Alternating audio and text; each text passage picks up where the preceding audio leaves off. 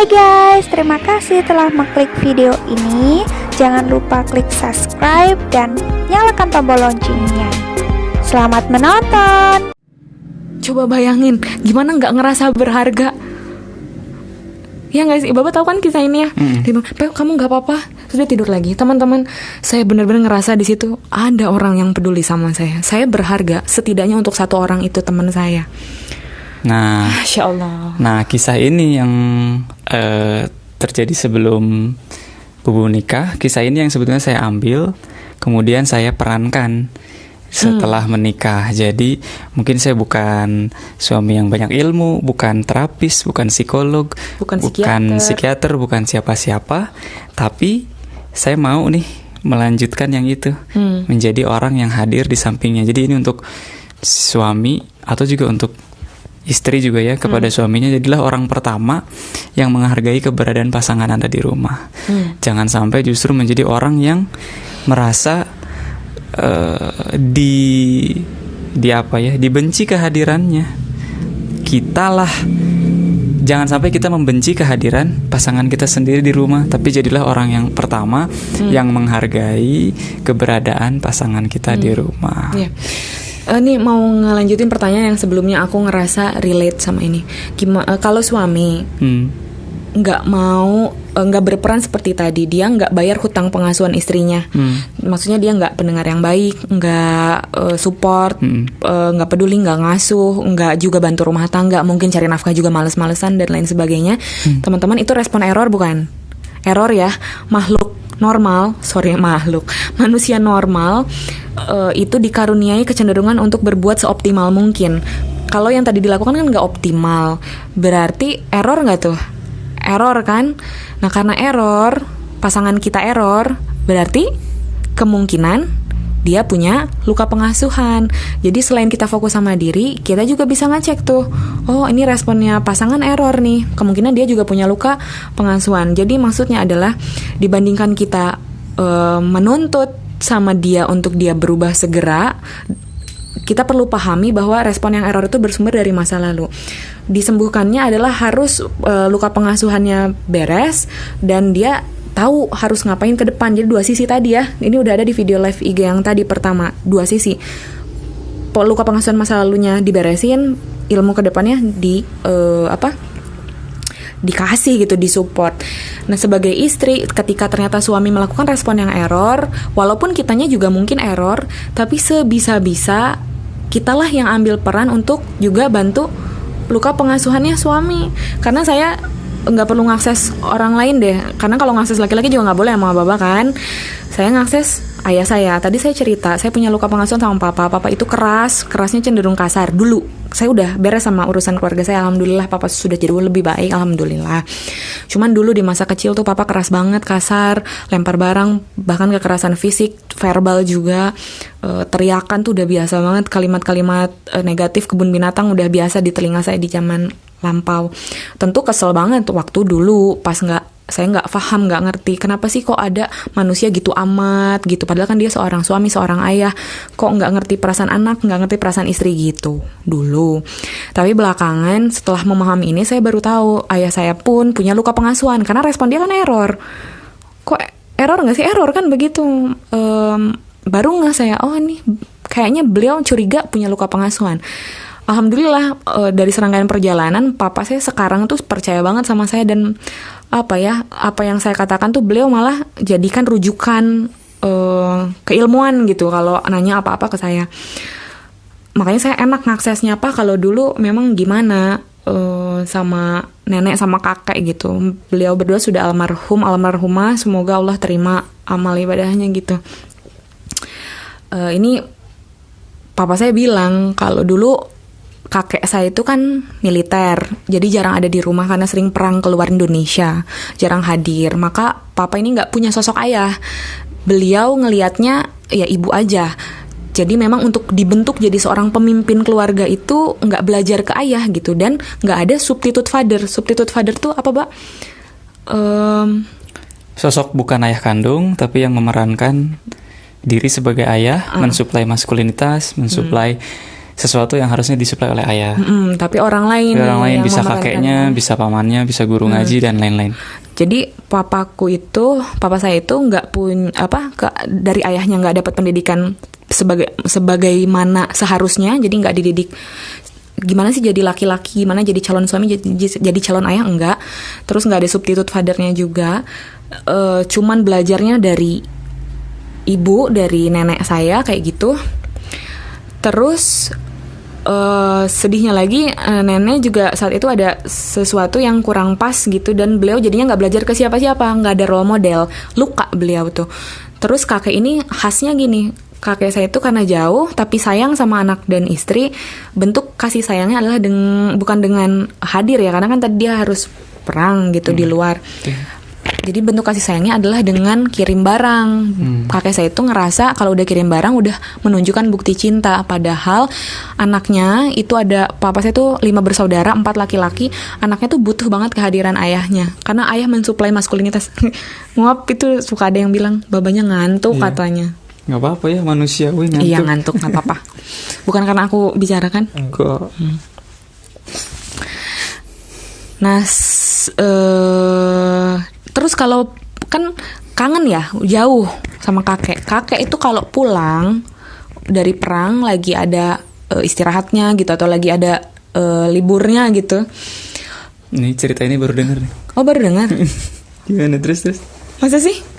Pulang perang terus? Ih, bukan Baba dong yang pertama kali dengar, banyak. Biarin. Iya, jadi kakek atau saya bilangnya opa. Opa. Ini mah opa beneran, opa oma. Ketika pulang itu kan kangen harapannya berarti tumpah ruah lah gitu, bisa disambut kekangenan ayahnya bakal gimana. Ternyata enggak, karena mungkin udah kelelahan juga ya, wajar lah abis perang gitu ya di luar sana, terus capek. Yang ada tuh marah banyaknya, terus cukup keras sih, kayak kalau papa main malam itu dicari sambil bawa senapan asli. Enggak lah kalau ditembak masa iya, cuman ya jadi nakut-nakutin kayak gitu. Mana nih, oh ini gitu. Terus oma itu nggak meranin sebagai ibu pembasuh luka. Jadi kan kalau ayah tuh raja tega, ibu membasuh luka, perannya begitu. Harusnya ibu yang ngepuk-pukin gitu. Puk-puk, enggak apa-apa itu tuh maksudnya nggak gitu kok kakek. Enggak, ibu tuh oma itu tega juga. Jadi ada 2 peran tega di dalam keluarga. Ya papa nggak beres dengan luka pengasuhannya, bahkan sampai usia beliau sudah punya anak, cucu. Sampai sekarang papa belum beres luka pengasuhannya, tapi beliau sudah sangat berusaha. Saya sangat mengapresiasi lah apa yang sudah beliau tempuh. Tapi saya jadi ngeh gitu, papa saya dulu kayak gitu karena dia punya luka pengasuhan dan nggak beres. Yang dilakukan oleh mama saya adalah sebelum mulai ngeh gitu ya, jadi sebel, kok papa saya tuh kasar, galak kayak gitu. Saya juga kan sebagai anak gitu. Tapi setelah kami ini ngeh papa punya luka pengasuhan, yang terjadi adalah, kalau saya pribadi ya, saya nggak tahu kalau mama karena kami udah pisah rumah, saya udah tinggal sama suami. Tapi kalau saya ketemu papa, saya sebisa mungkin akan memerankan sebagai penutup hutang pengasuhannya papa, walaupun jelas nggak akan kontribusi banyak karena kami udah beda rumah dan saya udah jadi istrinya baba.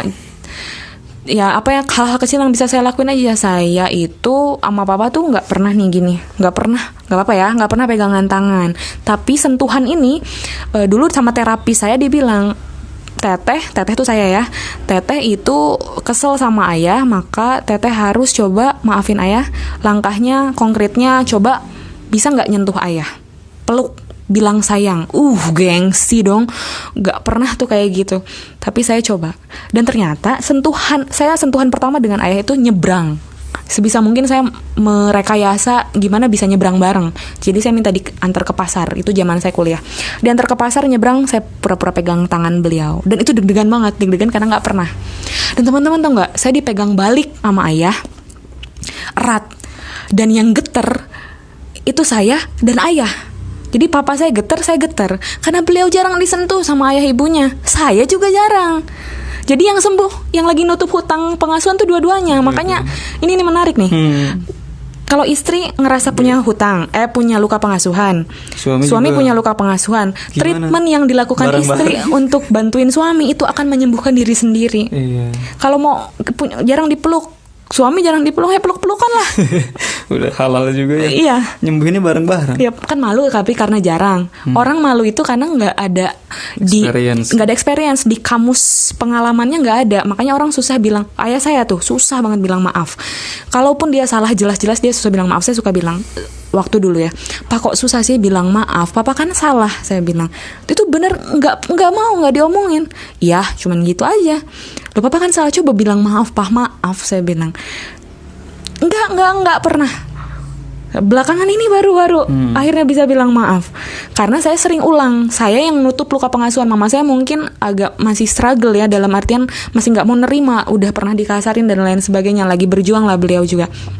Tapi saya ngerti harus ada yang waras nih di keluarga saya untuk bantu tutup luka pengasuhan keluarga saya. Orang yang waras itu saya yakin adalah orang yang dipercaya oleh Allah untuk menjadi agen perubahan di keluarganya, dan saya memilih untuk jadi agen perubahan di keluarga saya, ayah ibu saya gitu. Kali kalau ada, kenapa sih senyum-senyum?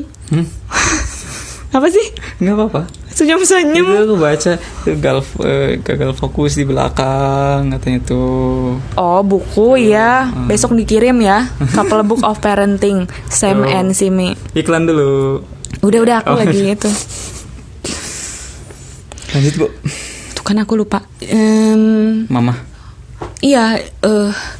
Jadi sebetulnya ketika tadi kan ketika pasangan ternyata punya luka pengasuhan karena error, nggak mau ngasuh, karena mungkin dia nggak diasuh. Kalau punya pengalaman, nih Baba nih ngasuhnya bagus teman-teman. Ya makanya ngediriin gerakan ayah mengasuh. Pede karena emang ngasuhnya bagus. Saya juga bersyukur banget Baba ngediriin ayah mengasuh. Karena kalau saya lagi ribet, saya bilang, Ba tolong dong ngasuh. Kan Baba founder gerakan ayah mengasuh.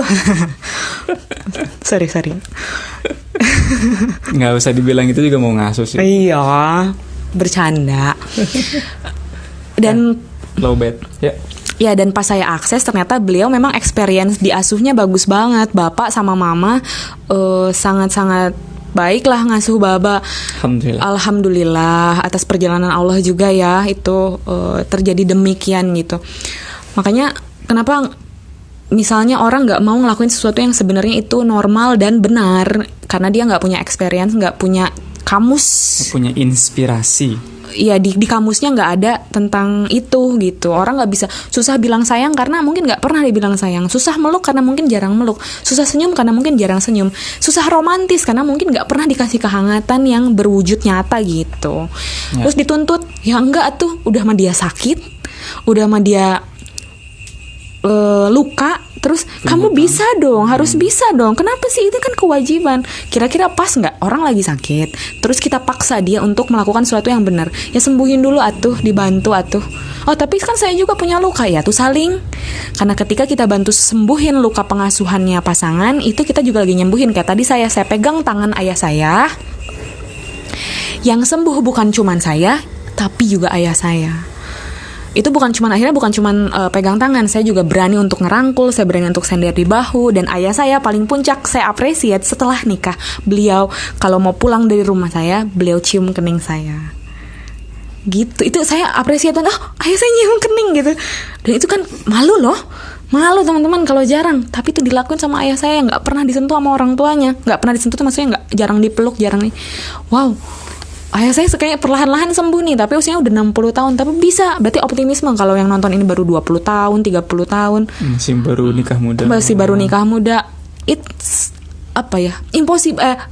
possible untuk pulih gitu.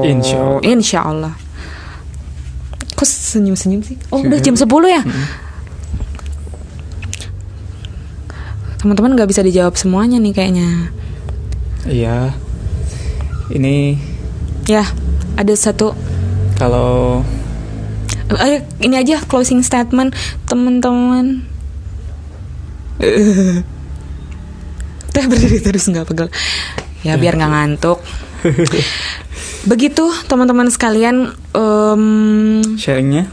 Sharingnya. Jadi penting atau enggak silahkan ukur sendiri.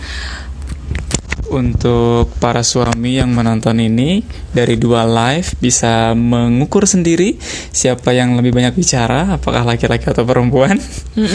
Memang kodratnya perempuan atau istri Maksudnya? selalu lebih banyak bicara. Maksudnya gini, sebagai laki-laki, kalau nggak punya cukup lisan yang hebat untuk mendidik istri, nggak masalah. Tapi aktifkanlah pendengaran untuk mendengarkan banyak kata-kata dari istrinya. Itu sudah cukup untuk mulai mendidik istrinya. Udah, gitu aja. Wis, jam 11 teh di Samarinda. Kita terus. Tunggu. Teman-teman, ini nggak akan jadi kali yang terakhir. Kami udah niat. Insyaallah lagi ya. Ya, insya Allah nggak akan jadi kali yang terakhir. Insya Allah akan ada lagi live Instagram. Kalau di YouTube memang kami lagi setting ini lagi bikin studio mini supaya semangat gitu. Sebagus cahayanya. Muka kita nggak gelap-gelap begini. Jadi pokoknya daripada nggak sharing, udahlah pakai live IG aja gitu. Jadi ini bukan kali terakhir. Ini nggak bisa dijawab semuanya, makanya kami akan sambung di kesempatan lainnya. Intinya yang baru masuk teman-teman, ini live IG-nya adalah hikmah dari luka pengasuhan yang masih belum selesai Dan menjadi menganga, menjadi terluka lebar ketika sudah menikah. dan sudah jadi orang tua gitu. Harus diselesaikan atau enggak, tentu punya kesimpulan. Kalau boleh saya ambil adalah kalau itu berdampak negatif, merusak, destruktif, error, ya tentu harus disembuhkan. Gimana caranya? Metodenya banyak, tapi apapun metodenya harus ada ruh tauhidnya, karena metode terbaik adalah metode yang ketika kita sembuh itu karena kita ngakses kekuatan yang maha kuat, yaitu Allah Subhanahu wa Ta'ala. Terima kasih teman-teman sekalian sudah nyimak, Masya Allah. Ya. Banyak banget malam ini. Sampai ketemu lagi di lain kesempatan untuk program untuk bahasan yang lain. Terima kasih. Assalamualaikum. Wassalamualaikum warahmatullahi wabarakatuh. Terima kasih. Jangan lupa di like, komen, dan share ke semua sosial media kalian. Terima kasih telah menonton dan nantikan video-video selanjutnya.